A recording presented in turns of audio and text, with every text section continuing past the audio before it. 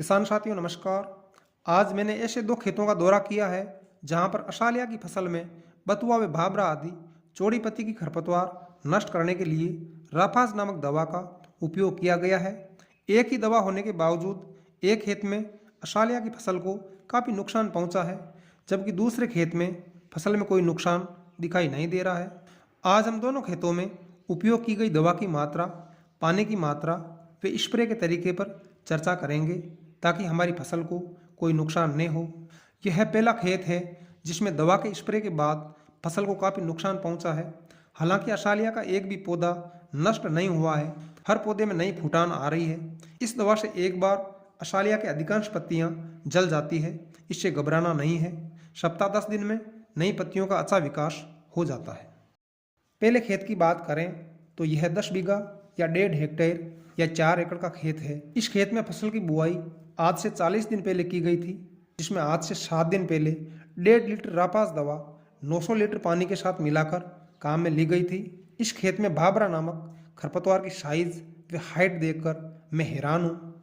यहाँ पर 1 फीट बड़ी व 1 फीट चौड़ाई में फैली हुई खरपतवार थी, जो दवा के प्रभाव से शानदार तरीके से नष्ट हो रही है। हालांकि यह जड़ सहित नष्ट नहीं होगी, क्योंकि यहाँ पर इस खरपतवार की जड़ें 1 फीट से भी ज़्यादा गहरी है, जिसे आप आसानी से उखाड़ भी नहीं सकते। दवा के बारे में कंपनी का स्पष्ट निर्देश है कि दवा का उपयोग खरपतवार की 2 से 4 पत्ती की अवस्था में करना है। यहाँ पर खरपतवार को 100 पत्ती की अवस्था में पहुँचने के बाद दवा का स्प्रे किया गया है।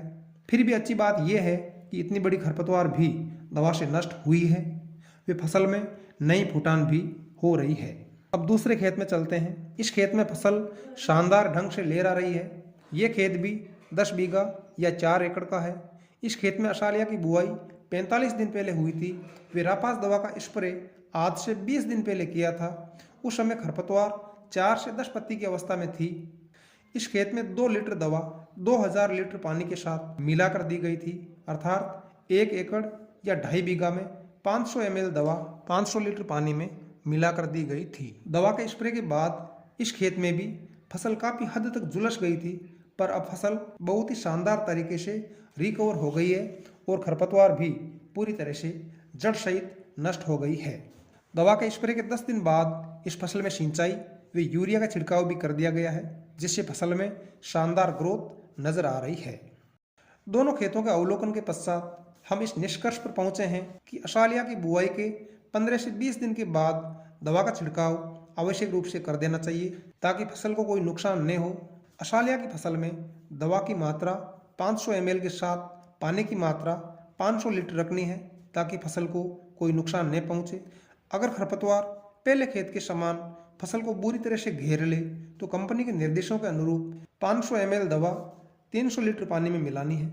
दवा से जली हुई फसल को जल्दी रिकवर करने के लिए दवा स्प्रे के 10 दिन बाद प्रति बीघा 5 किलोग्राम यूरिया, 5 किलोग्राम सागरिका खाद व 1 किलोग्राम माइक्रो न्यूट्रिएंट प्रति बीघा देकर सिंचाई करनी है। पूरी फसल में दवा के सही वितरण के लिए ट्रैक्टर से दवा का छिड़काव करना चाहिए, ताकि समस्त खरपतवार एक साथ जल जाए वे फसल एक समान रूप से विकास करें। अगर आपको वीडियो में दी गई जानकारी उपयोगी लगे तो ग्रीन राजस्थान यूट्यूब चैनल को सब्सक्राइब अवश्य करें। नमस्कार, बहुत बहुत धन्यवाद।